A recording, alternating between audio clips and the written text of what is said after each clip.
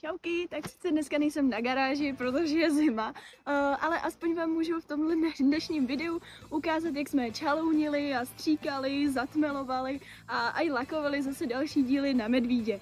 No a já jsem si vlastně leštila i ty kliky, které už jsou teďka zase znova zapatlaný, takže bylo to úplně zbytečný, ale to nevadí, tak pro ten dobrý pocit, že? Jelikož bylo potřeba vyspravit i nějaký plastový části uvnitř toho auta, tak jsme vzali tmel, zatmelili jsme ty díry, co tam byly, aby to vypadalo prostě hezky, a pak jsme to nastříkali do toho původního odstínu. Nechali jsme si prostě namíchat sprej. Všech možných variant, co jsme tak jako přemýšleli, vybírali, jsme zvolili kvalitnější, zase opět vinyl, perforovaný tedy tentokrát, a použili jsme ho jak na sedačky, tak i takhle na ty tapecáky. Myslím si, že jsme se fakt trefili a vypadá to úplně božsky. Zase jsme to stříkali tedy do té původní barvy, no já myslím, že to vypadá fakt pěkně.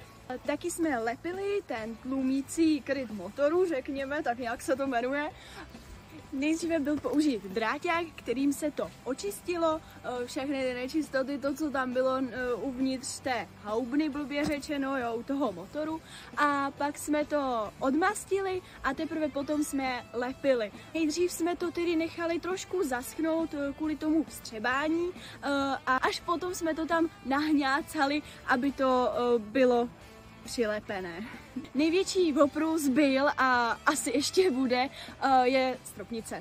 Jo, jelikož co si budem, já jsem to prostě chtěla mít perforovaný, i ten původní strop perforovaný byl, takže jsem poprosila taťku, ať mi sežene zase nějaký ten vinyl, abychom to tam zanechali jako v té původní variantě. Vzadu jsme to museli ještě teda vystlat, aby to bylo v rovině a nějak hezky to vypadalo, a aby to hlavně i drželo, že? No a z čeho mám asi největší strach je ještě ten šíbr, jelikož není 100% spasovaný, ještě mi tam chybí takový plastový části, ty si možná nechám ještě vyrobit od jednoho klučiny, který má 3D tiskárnu. Tak co se týká odhlučňovacích folií, tak nějaký jsem tam nechala ty původní, ale zároveň jsme tam dali ještě nový, aby to prostě vypadalo líp a zároveň zase ta původní část byla zanechána. Koberce jsme teda zvolili nové, vlastně do barvy, jo, už to nejsou ty původní, ale ono, co si budem, myslím si, že i tyhle vypadají dost dobře.